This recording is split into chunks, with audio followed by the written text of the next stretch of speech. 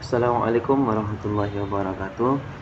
Saya Ringga Rama Saputra. Di sini saya akan menjelaskan yaitu materi tentang fenomena budaya digital.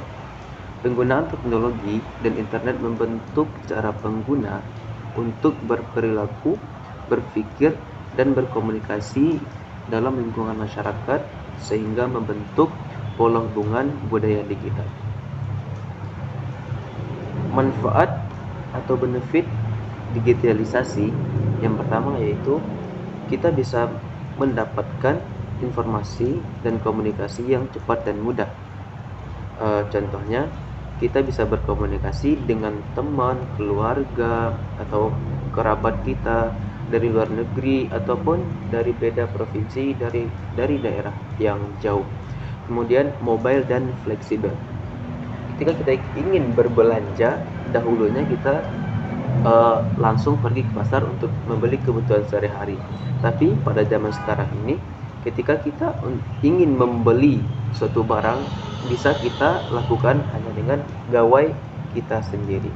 Kemudian networking dan opportunity, itu berbagai banyak peluang untuk menciptakan suatu usaha, bisnis, investasi di zaman sekarang ini melalui media sosial atau menggunakan digitalisasi.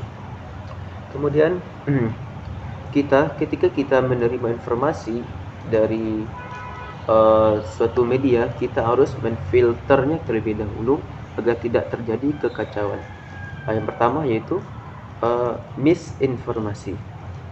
Misinformasi di sini adalah informasi salah namun tidak sengaja dibuat untuk menyebabkan suatu kekacauan.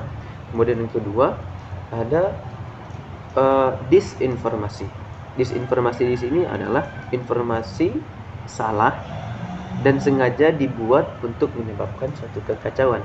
Kemudian yang ketiga ada malinformasi.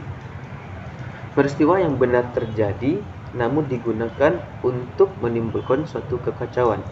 Kemudian pada gambar ini bisa kita lihat bahwa framing media yang ditampilkan di media itu berbeda dengan kenyataannya.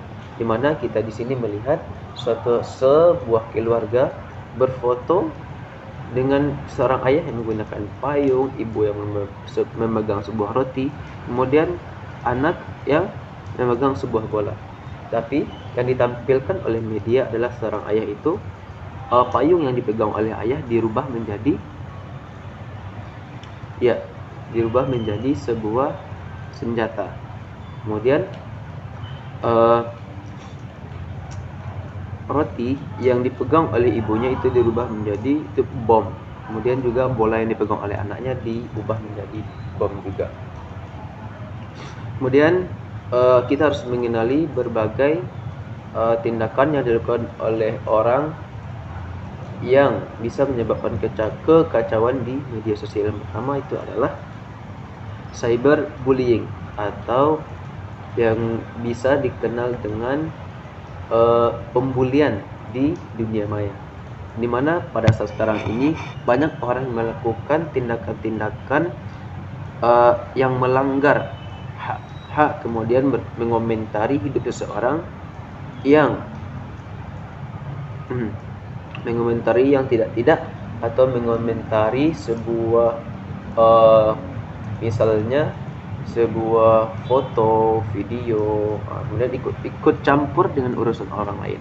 Kemudian cyber crime itu kejahatan dunia maya seperti hacker, ada orang yang membajak suatu ATM, membajak akun media sosial misalnya. Kemudian dari kesalahan tindakan tersebut itu disebabkan oleh lemahnya budaya digital, sehingga kelemahan tersebut bisa memunculkan pelanggaran terhadap hak digital warga suatu negara. Kemudian apa saja hak-hak digital tersebut? Yang pertama, hak untuk mengakses kebebasan mengakses internet. Mana kebebasan mengakses internet kemudian kepemilikan dan kontrol layanan penyedia internet, kesenjangan digital, kesetaraan akses antar negara atau antar gender, kemudian penapisan dan blokir. Kemudian kedua, ada hak untuk berekspresi. Kita bebas untuk berekspresi di diri maya. Kemudian negara memberikan jaminan atas keberagaman konten. Kemudian bebas menyatakan pendapat dan penggunaan internet dalam menggerakkan masyarakat sipil. Kemudian yang ketiga itu ada bebas, itu hak untuk merasa aman atau right of safety.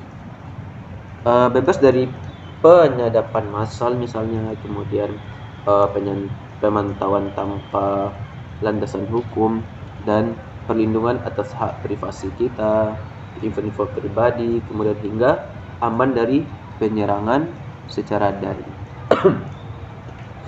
Kemudian apa saja hal yang harus kita lakukan di sosial media? Itu ada dua. Ada hal yang ada hal yang harus kita lakukan. Kemudian yang kedua, ada hal yang tidak boleh kita lakukan atau dilarang untuk dilakukan. Yang pertama yaitu yang harus kita lakukan, yang pertama, cermat dalam memilih emoji. Kemudian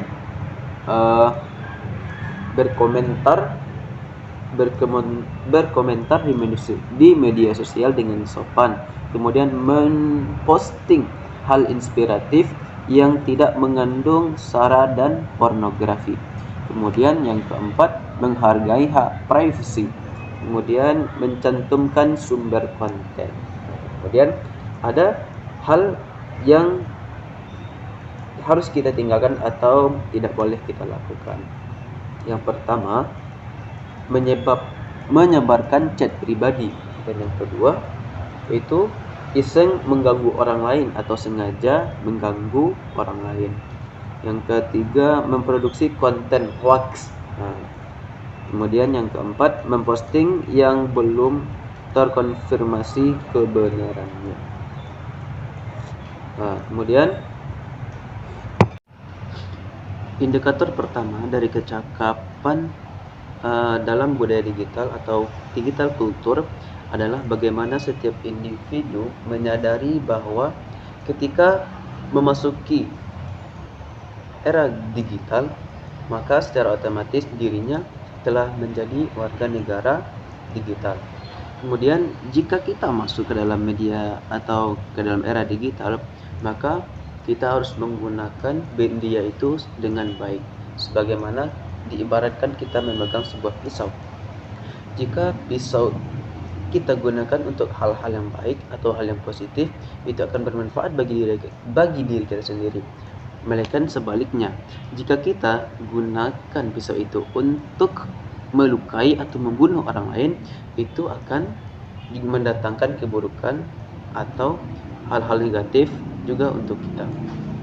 Dan hebatnya, negara kita itu sudah melindungi hak-hak, melindungi kebebasan berekspresi. Tetapi bebas di sini bukan berarti bebas tanpa batas. Di sini negara itu membuat hukum untuk masyarakat supaya bebas berekspresi, mengungkapkan seluruh apa yang ia rasakan, tapi tidak untuk tanpa mengganggu orang lain. Kemudian di sini kita harus menggunakan media sosial atau digital dengan bijak untuk kebaikan kita juga. Mungkin di sini